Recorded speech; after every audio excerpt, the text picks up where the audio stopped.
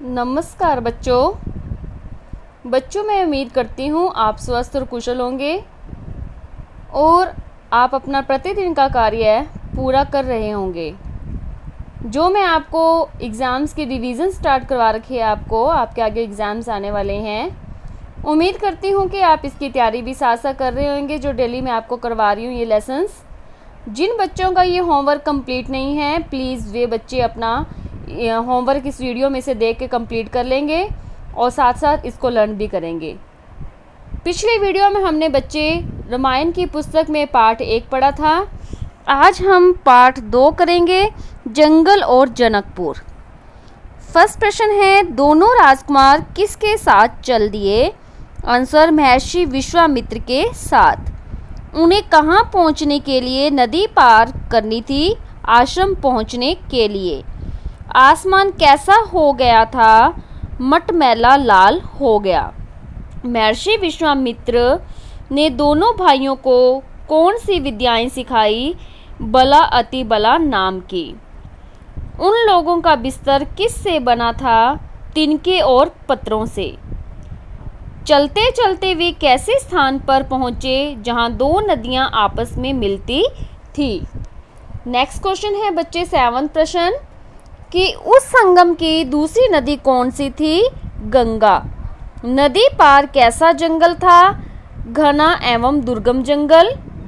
जंगल में कौन रहती थी? राक्षसी ताड़का। ताड़का का वध किसने किया? राम ने। विश्वामित्र ने दोनों राजकुमारों को कितने प्रकार के अस्त्र शस्त्र दिए? 100 प्रकार के। भयमुक्त शब्द का क्या अर्थ है? निडर होना। तीनों ने रात कहाँ बिताई?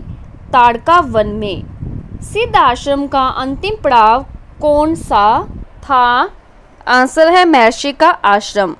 विश्वामित्र आश्रम पहुँचने पर किसकी तैयारी में जुट गए? यज्ञ की तैयारी में। आश्रम की रक्षा की जिम्मेदारी किसे सौंपी गई? राम लक्ष्मण को। आश्रम पर किसने धावा बोल दिया? सुबाहु और मारीच नामक राक्षसों ने। प्रश्न नंबर 18, बाण लगते ही कौन मूर्छित हो गया? मारीच। होश आने पर मारीच किस दिशा की ओर भागा? दक्षिण दिशा की ओर।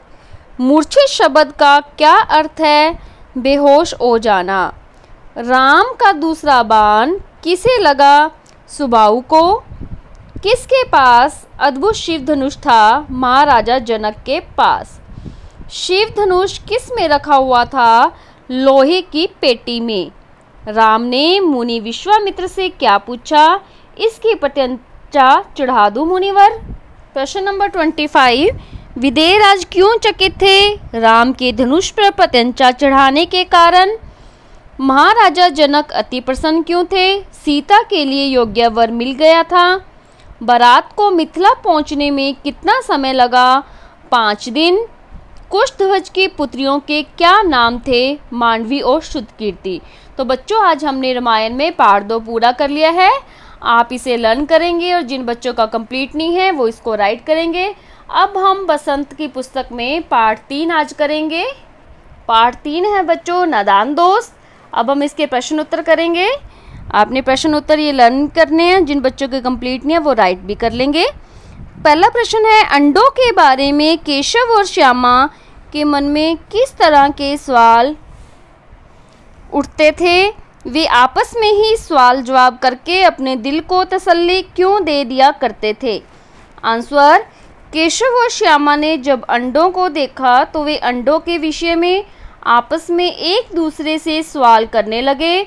स्वयं ही एक दूसरे के सवालों का जवाब भी देते थे। उनके प्रश्नों का उत्तर देने वाला घर में कोई नहीं था। माँ को घर के काम धंधों से फुर्सत नहीं मिल पाती थी, तो पिता को पढ़ने लिखने से अवकाश न मिलता था। इसलिए वे परस्पर एक दूसरों के प्रश्नों का उत्तर देते थे। प्रश्न नंबर 2, केशव ने श्यामा से चीथड़े, टोकरी और दाना पानी मंगवाकर कॉर्निस पर क्यों रखे थे? इसका उत्तर है प्रश्न नंबर 2 का, केशव व श्यामा ने सोचा कि अंडों में से बच्चे निकल गए होंगे तथा बेचारी चिड़िया इतना दाना कहाँ से लाएगी, बच्चे बेचारे भूख से मर जाएंगे। इसीलिए अंडों की सुरक्षा के लिए उन्होंने दाना पानी कॉर्निस पर रख दिया ताकि चिड़िया को भी कहीं दूर न जाना पड़े। प्रश्न नंबर 3 है आपका, केशव और श्यामा ने चिड़िया के अंडों की रक्षा की या नादानी। कॉर्निस पर अंडों को देखकर केशव और श्यामा के मन में जो कल्पनाएं आई और उन्होंने चोरी चुपके जो कुछ कार्य किए वे उचित थे। उन दोनों ने तो चिड़िया और अंडों को धूप से बचाने तथा खाने पीने का प्रबंध किया था, लेकिन उन्हें यह नहीं पता था कि उनके ऐसा करने से चिड़िया के जो अंडे हैं वो गंदे हो जाते हैं और चिड़िया उन्हें सेती नहीं है। तो बच्चों, हमने पार्ट 3 नादान दोस्त भी पूरा कर लिया है। अब हम करेंगे पार्ट 4। अब हम बच्चों पार्ट 4 करेंगे, चांद से थोड़ी सी गप्पें। पहला प्रश्न है, आप पहने हुए हैं कुल आकाश के माध्यम से लड़की क्या कहना चाहती है कि चांद तारों से जड़ी हुई चादर ओढ़कर बैठा है, चांद की पोशाक चारों दिशाओं में फैली हुई है, तुम किसे सही मानते हो? आंसर, आप पहने हुए हैं कुल आकाश कहकर लड़की चांद की पोशाक चारों दिशाओं में फैली हुई है, ये बताना चाहती है कि आकाश में आपका गोल मटोल सुंदर सा चेहरा ही दिख रहा है, बाकी रहा आकाश रूपी वस्त्र में छिपा है जिस पर सितारे जड़े हैं। प्रश्न नंबर 2, कवि ने चांद से गप्पें किस दिन लगाई होंगे?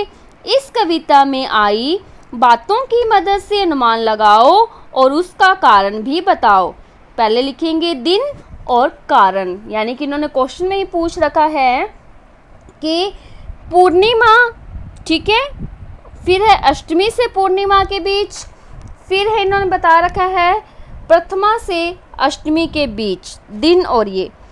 अब ये कहता है कि पूर्णिमा में क्या होता है, दिन जब पूर्णिमा का होता है इस दिन चांद पूरा गोल होता है, और फिर प्रथमा से अष्टमी से पूर्णिमा के बीच चांद का आकार धीरे धीरे बढ़ता जाता है एवं अंत में वह एकदम गोल हो जाता है। थर्ड, प्रथमा से अष्टमी के बीच जब कृष्ण पक्ष होता है गोल चांद का आकार धीरे धीरे घटने लगता है एवं वह आधा रह जाता है। फोर्थ, प्रथमा से अष्टमी के बीच शुक्ल पक्ष चांद बिल्कुल पतला सा होता है एवं धीरे धीरे बढ़ता जाता है। तो बच्चों, आज बसंत की पुस्तक में हमने पार्ट 3 व 4 दोनों किए हैं। आपने पार्ट 3 व 4 दोनों पूरी तरह से लर्न करने हैं। अब हम करेंगे व्याकरण की पुस्तक में कार्य। बच्चे, पार्ट 3 पहले हमने पार्ट 2 पूरे कर लिए, आज हम करेंगे पार्ट 3 वर्तनी और वर्णविच्छेद। इसके ये 2 ही क्वेश्चन आंसर हैं, इसे आप लर्न करेंगे। वर्तनी किसे कहते हैं? आंसर, शब्दों के वर्ण क्रम को वर्तनी कहते हैं। वर्ण विच्छेद किसे कहते हैं? एक एक वर्ण को क्रम पूर्वक शब्द से अलग करना वर्ण विच्छेद कहलाता है। अब हम करेंगे लेसन 4 संधि विचार। ठीक है, पहला क्वेश्चन है कि संधि से क्या तात्पर्य है, उदाहरण सही स्पष्ट कीजिए। वर्ण और वर्ण का मेल संधि कहलाता है, जैसे सूर्य प्लस उदय सूर्योदय, महा प्लस शीश महेश। नेक्स्ट क्वेश्चन है संधि के कितने भेद हैं, उनके नाम लिखिए। संधि के निम्नलिखित 3 भेद हैं, स्वर संधि, व्यंजन संधि, विसर्ग संधि। अब हमने बच्चे व्याकरण की पुस्तक में पार्ट 3 और 4 के दोनों के इकट्ठे क्वेश्चन आंसर कर लिए हैं। अब हम इसकी एक्सरसाइज करेंगे। ये पार्ट 3 है बेटा, अब इसकी एक्सरसाइज करेंगे पार्ट 3 की हम। पहला है अपनी परीक्षा स्वयंले में निम्नलिखित में से शुद्ध वर्तनी वाले शब्द छांटिए। अब देखो कार्यक्रम है तो पहला भाग ही सही है, कार्यक्रम। दूसरा है उज्ज्वल वर्ड, तो दूसरा वाला सही है उज्ज्वल। तीसरा है सामाजिक, तो थर्ड ऑप्शन वाला आपका सही है सामाजिक। फोर्थ है विद्यालय, तो फोर्थ में घ भाग में आपका फर्स्ट पार्ट सही है विद्यालय। अब है आपका आगे है गांठ सांप मास चांद, मास सही है। अशुद्ध वर्तनी में ये देखो आपका 6 भाग में लास्ट वाला साधु सही है और 6 भाग में फर्स्ट वाला शुरू सही है। नेक्स्ट क्वेश्चन है, निम्नलिखित वाक्यों को में सही शब्द भरिए। मोहन को चाय खालिस्तान दो, पिला दो। मुझे अचानक ही मेरी मित्र दिव्या खालिस्तान गई, मिल गई।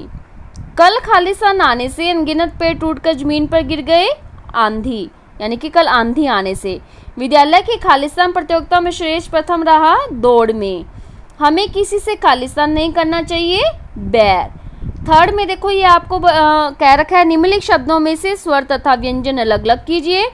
भारतीय यानी कि इसका वर्ण विच्छेद करना है, ये देखो कैसे हुआ है। विद्यालय में क्या है, फिर है सफलता का, और फिर है आशीर्वाद का। नेक्स्ट क्वेश्चन में क्या रखा है इन्होंने, निम्नलिखित शुद्ध स्वरों के पर सही का निशान लगा। सही पर सही का चिन्ह और गलत पर गलत का। अपरिचय आपका गलत है, आंधी गलत है, हंसना गलत है, संत गलत है, भाषा गलत है, और व्याकरण क्या आपका सही है। क्वेश्चन नंबर 5 में नीचे कुछ शब्द दिए गए हैं, उन पर उच्च स्वर, अनुस्वार तथा नासिक लगाइए। पहला है कंठ, फिर है सांठगांठ, कंपकंपी, कंपन, लंका, ठीक है, जिसमें किसी में अनुस्वार आ रहा है, किसी में अनुनासिक आ रहा है। फिर है कंवारा, शंकर, पंचकोण, पांच और कांच। ये बच्चों आपकी लेसन नंबर 3 की एक्सरसाइज पूरी हो गई है। अब हम लेसन 4 की एक्सरसाइज करेंगे। लेसन 4 में आपके पहले हैं जो संधि विचार वाला है। पहले है आप वाक्यों को सही पर सही और गलत पर गलत का निशान लगाएंगे। पहला संधि दो शब्दों के मेल है, गलत। दूसरा है स्वर संधि में स्वर तथा व्यंजन संधि में व्यंजन परस्पर मिलते हैं, सही। वर्णों के मेल को संधि कहते हैं, सही। संधि के 4 प्रकार हैं, गलत। सेकंड है संधि कीजिए, सत्य प्लस आत्मा, सत्यात्मा, नर प्लस ईश, नरेश, नर प्लस इंद्र, नरेंद्र, सु प्लस आगत, स्वागत, महा प्लस ऋषि, महर्षि, छात्र प्लस आवास, छात्रावास, महा प्लस उत्सव, महोत्सव, यदि प्लस अपि, यद्यपि, सत प्लस जन, सज्जन, और इति प्लस आदि इत्यादि। क्वेश्चन नंबर 3 और 4 हमने पहले कर लिए हैं नोटबुक में। तो अब हम क्वेश्चन नंबर 5 करेंगे। निम्नलिखित शब्दों का उपयुक्त संधि विच्छेद छांटिए। महिष का क्या आएगा, महा जमा ईश। कविंद्र का कवि प्लस इंद्र। स्वेच्छा का सु प्लस इच्छा। जगदीश का जगत प्लस ईश। तो बच्चों आज हमने व्याकरण के भी लेसन 3 और 4 कंप्लीट कर लिए हैं। तो ये दोनों लर्न करने हैं। आज आपका होमवर्क है 2 दिन का, कल और आज का। बसंत में पाठ 3 व 4 याद करें, ठीक है, और रामायण में पाठ 2 पूरा याद करें, और व्याकरण में पाठ 3 व 4 पूरा याद करें। मैं फिर बार बार कह रही हूँ, जिन बच्चों का काम कंप्लीट नहीं है वो अपना काम भी साथ साथ कंप्लीट कर लेंगे। धन्यवाद।